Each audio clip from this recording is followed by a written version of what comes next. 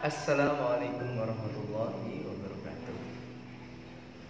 Di sini saya akan berbicara sedikit mengenai belajar dan pembelajaran. Dalam buku Belajar dan Pembelajaran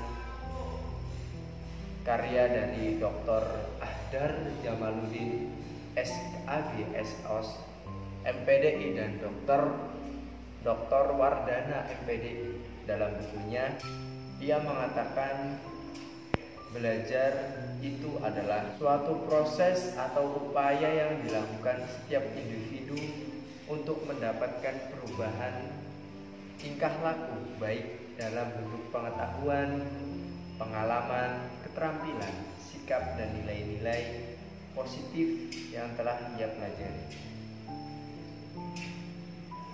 Belajar juga dapat diartikan sebagai segala aktivitas yang dilakukan oleh setiap individu sehingga tingkah lakunya berbeda antara individu dengan yang lain.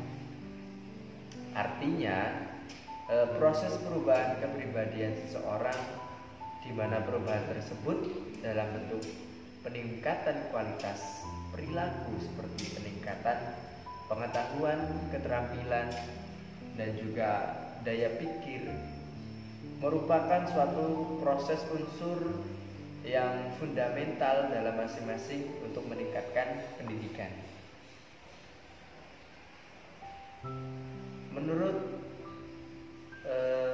C.T. Morgan, ia mengatakan belajar adalah suatu perubahan yang relatif dan menetapkan tingkah laku sebagai akibat atau hasil dari pengalaman yang telah lalu.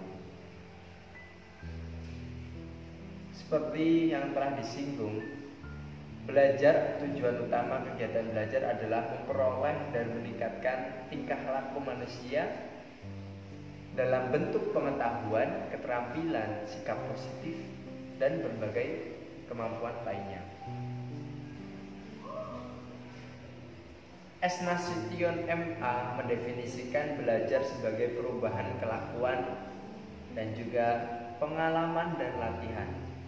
Jadi belajar membawa suatu perubahan pada diri individu yang benar. Lalu proses belajar dapat dikenali melalui berbagai karakteristik.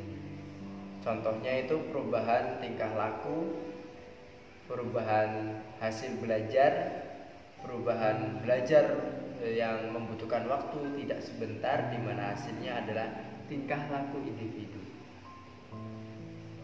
Proses belajar dapat terjadi dalam interaksi sosial di suatu lingkungan masyarakat, dapat berubah karena lingkungannya.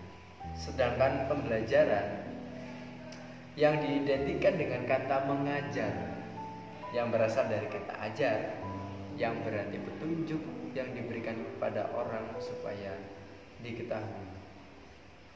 Pembelajaran adalah proses interaksi peserta didik dengan pendidik dan sumber belajar pada suatu lingkungan belajar.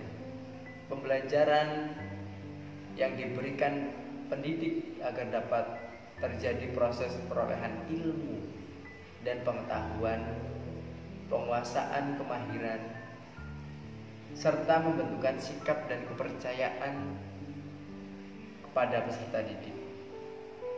Dengan kata lain, pembelajaran adalah proses untuk membantu peserta didik agar dapat belajar dengan baik.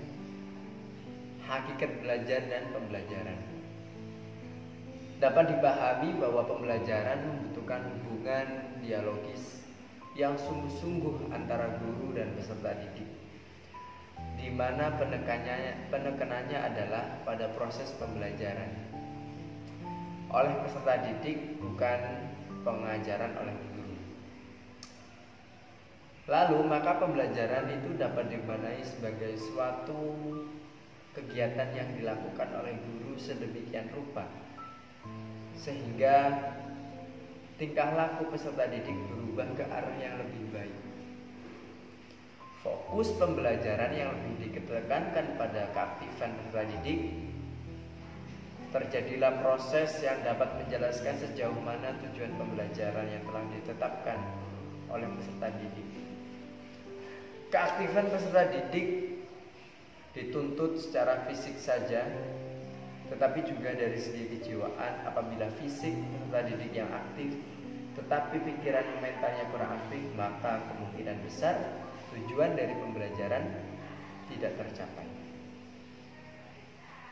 Lalu faktor-faktor apa sih yang mempengaruhi pada proses belajar dan pembelajaran?